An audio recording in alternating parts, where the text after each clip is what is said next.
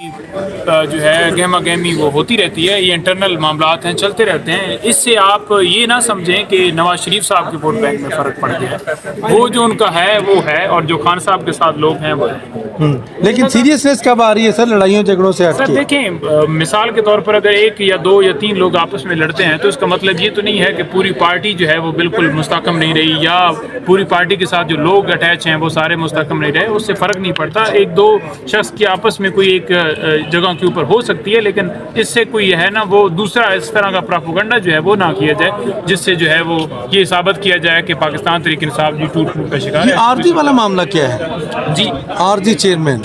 دیکھیں, عارضی چیئرمین کے حوالے سے انہوں نے یہ کہا ہے, کیونکہ آپ نے دیکھا کہ بڑا واضح طور پر جو لوگوں کی طرف سے ایک ریئیکشن آ رہا تھا کہ خان صاحب کی جگہ کے اوپر ہم نہیں کسی کو دیکھ سکتے, تو انہوں نے ورڈز کے اندر ایسی بات کی ہے. پیپرز کے اندر آپ دیکھیں گے کہ جو چیئرمین ہوگا وہاں پر عارضی نہیں لکھا جائے گا, وہاں پر پکا آپ بھی لوگ کھڑا کر رہے ہیں کوئی امیدوار دیتا ہے سر اس کی؟ جی میں وہ یہ گزارش کر رہا ہوں کہ زبانی بولنے کی حد تک انہوں نے کہا ہے, ریٹن میں آپ جو پیپر ہیں پیپر کے اوپر مستند دی اور پکا ہی لکھا جائے. کوئی امیدوار کھڑا کر رہے ہیں آپ بھی ان کے مقابلے میں؟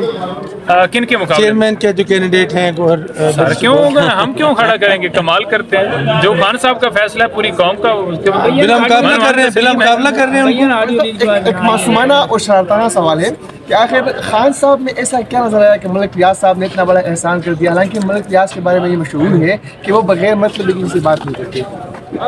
دیکھیں, ملک ریاض کے حوالے سے تو اگر جیسے آپ بات کر رہے ہیں تو یہ جو ساری بات آج کے سارا بتایا گیا ہے آپ کو, تو بیسیکلی یہی سمجھایا گیا کہ عمران خان صاحب کے اس کے اندر بتائیں کہ کیا انٹرسٹ ہے, اور جو ہے ملک ریاض صاحب کیا انہوں نے پہلی دفعہ کسی ادارے کو ڈونیٹ کیا, کیا زندگی میں انہوں نے کوئی ڈونیشن نہیں کی. تو آپ ان کا پورا اسٹوری لگا لیں. اینکرز کو فلیٹ دیے ہے, صحافیوں کو خریدا ہے, پولیٹیشین کو خریدا ہے, تو یہ خان صاحب کو اتنا مطلب یہ کہ کیا اس کے بدلے میں مراد خان صاحب نے دیا؟ مثال کے طور پر اگر میں بڑا واضح کہنا چاہتا ہوں کہ اگر جو ہے شوکت خانم کے اندر کوئی چور کرپشن کا پیسہ کوئی ڈونیٹ کرتا ہے, تو کیا یہاں پر کوئی اس طرح کا لکھا ہوتا ہے کہ جناب یہ پیسہ یہ آئے گا یہ نہیں آئے گا؟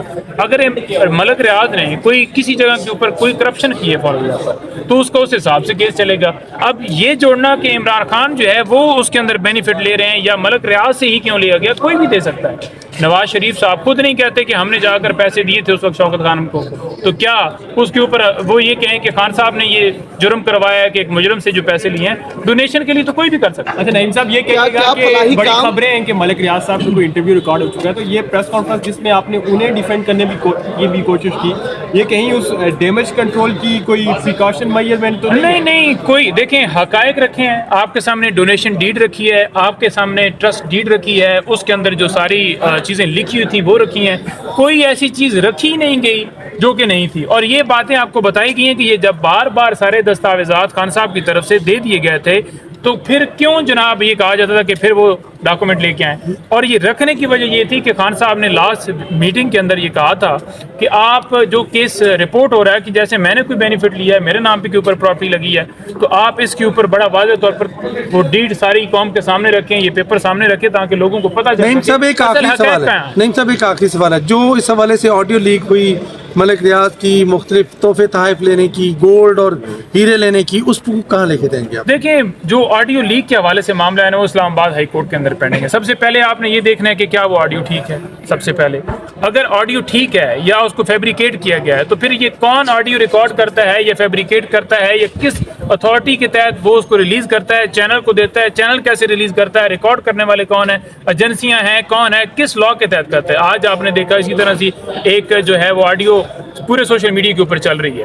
تو اگر کوئی آڈیو اوریجنل بھی ہے, کسی کی پرائیویسی, اگر کوئی پرائیویٹ کوئی کسی سے بات کر رہا ہے, اگر کلائنٹ سے کوئی بات کر رہا ہے, تو کیا یہ طریقہ کار جس طریقے سے کسی کی پرائیویسی کے اوپر حملہ کیا جا رہا ہے, کس قانون کے تحت یہ سارا کام؟ یہ بتائیں کہ ڈیجیٹل شواہد بھی تو ہے نا سر, ڈیجیٹل شواہد کی تو حیثیت ہے. نہیں, ڈیجیٹل آڈیو ریکارڈنگ کی جو ہے وہ حیثیت ہے. نہیں, ہر صورت میں ڈیجیٹل ڈیوائس کوئی بھی. مجھے بتا دیں کہ کس لا کے تحت آپ کسی کا بھی فون ٹیپ کر سکتے ہیں. اچھا یہ بتائیں, کسی کے پاس, کسی ایجنسی کے پاس, کسی ڈپارٹمنٹ کے پاس کوئی جواب نہیں ہے. وزیر اعظم آفس سمیت سارے مقرر ہیں کہ ہم نے نہیں کیا, اس کی ریالٹی اپنی جگہ پہ. دیکھیں, ریالٹی کو آپ چھوڑ دیں, آپ سب سے پہلے اس کام کو دیکھیں جو جس کام کی بنیاد ہی غلط طریقے سے کی جائے, پھر اس کی کتنی صداقت ہو سکتی ہے کہ اس کے اندر فیبریکیشن کتنی کی گئی ہے, اوریجنل ہے نہیں ہے, کون ہے, کس کو موٹیو. آج بیسیکلی خان खान साहब का केस जो है वो बड़ा अहम लगा हुआ था तोशा खाना वाला, 1 घंटा पहले ये ऑडियो इस तरह की लेकर आ गए ताकि उसके ऊपर असर पड़ जाए। अच्छा ये बताएं, अलकादर का जो केस आप कह रहे हैं कि इतना सादा है, सारी कौम को पता चल जाएगा, नैब इसको लटका रहा है, अगर नैब लटका रहा है तो कोर्ट कोई फैसला क्यों नहीं कर रही?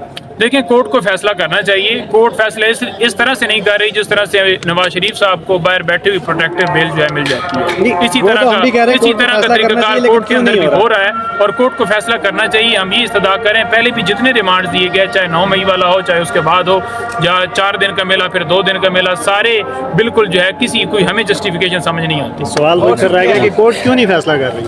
कोर्ट फैसला इसलिए नहीं कर रही कि किसी ने कहा होगा कि ना करें फैसला।